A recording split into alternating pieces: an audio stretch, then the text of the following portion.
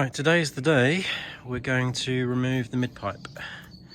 Now, everybody moans about this thing because it's so big, and it's a big surface area to kick off a lot of heat and cook that shock. So, plus it sounds rubbish, you know, thanks Euro 5 for killing our bikes. But anyway, this is what I've bought.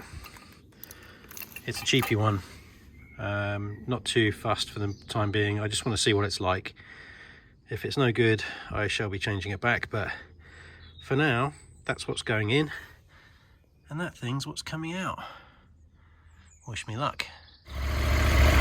Just a reminder,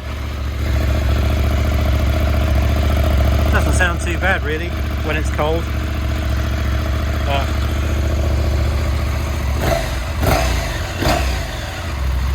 sounds alright. Maybe I'll leave it. No, it's going. Also, while I'm out here, I've just put the Puig, I think that's how you pronounce it, Puig screen on. Like it. It's got a nice profile. Suits the bike, I think. Maybe a little too dark. Maybe I should have gone for the light smoke one. And I've put the double takes on because nobody was wrong. The original ones are rubbish, so that's they're in and on, and I really like them. Yeah, getting there. And for anybody interested, that's the sat nav setup. So that's the nice CNC mount with the quad lock base, quad lock vibration damper, and quad lock waterproof wireless. And it all wires down in there into a 5-volt or 12-volt to 5-volt converter. USB sits behind here, plugs into the ignition points that are already there, set up ready for you. So none of this taking the bike apart to wire it up to the battery. I don't know why people bother doing that. It's all in there, ready to go. And if you just put a couple of spade connectors on the 12-volt to 5-volt, you can plug it straight into the female spade connectors that are there ready, ignition switch and everything, so nothing will drain your battery. This thing's not on when the bike's off, and I think it looks great. It really brings everything perfectly in line, right? So yeah, quad lock is awesome, and it fits just perfectly in there. Even leaves just enough room so you can twist this on and off. I was worried that it would meet this dead on and I wouldn't be able to twist the phone, but I couldn't ask for it to be any better than that. So yeah, happy. Right, cat out. Hopefully this is all going to fit. We shall see though, right? If I've even got it the right way around. That's better. Yeah. Spectacularly different in weight. So we shall see. Looking forward to seeing what this is like. Wish me luck. So it turns out this is a really easy job. The only thing that was really difficult, and I've seen it on other videos as well, so I'm not too surprised, but this clamp here, because it's like a clamshell, you have to put it on like that, and then when it's on you have to rotate it round, so this is here so it doesn't foul this. Now I've seen this on other videos as well, but the biggest issue you've got really is the clearance between this and the block. So hence my array of tools here. This I had to use in here just to leverage to get a bit of clearance, and then this is just to tap that round gently. And the same for this one really. Getting these to meet was difficult, so what I actually ended up doing was using one of the bolts off of the spare bolts from the cat, which are much longer. I threaded them through because they're the same, and then squeezed them tight, then unscrewed it, and then put this short one which came with the clamp. Now I'm going to keep an eye on this because this doesn't seem to be meeting as much as I thought it might, but I think the flange on the new pipe is much thicker than the one that was on here, so that's probably why that is, but I'll keep an eye on it and maybe tighten it up if it changes. But yeah, overall it was pretty easy. Yeah, I haven't started it up yet, so do that in a minute. Okay, so I just started it. Yeah, taking that cat out makes a massive difference. In case you're wondering, that's my week bike. It's my weekend bike. There's a spare. So see if I can start her up. But yeah, she's a little bit frightening now. I'm not sure how I'm going to get away with this, but bear with me.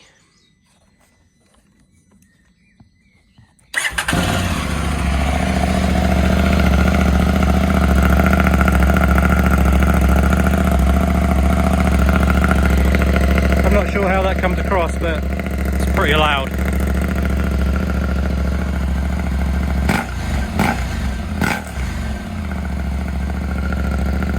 Yeah, it's pretty offensive. I like it. I'm not sure whether other people will.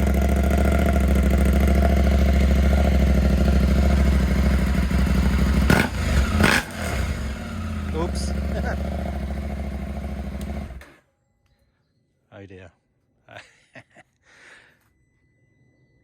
Yeah, that's pretty offensive.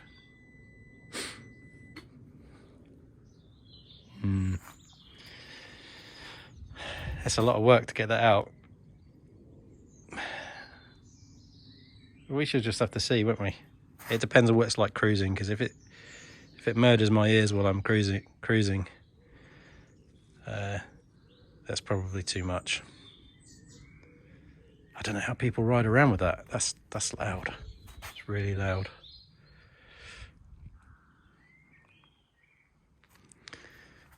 But I really like loud bikes, so yeah. Interesting. So I've just put all the tools away and put her back on the ground off the stand. Going to take her for a ride, but I just wanted to do a little summary video. So my thoughts, I think that mid pipe was AliExpress. It's stainless steel. It's good enough. It makes no attempt to silence anything, so that's why it's a bit barky now. But I think it was £45. So, you know, I was umming and ahhing about HP Course, rear box, Akrapovic, Remus, Arrow. I do quite like the Arrow, but I really like the HP Course.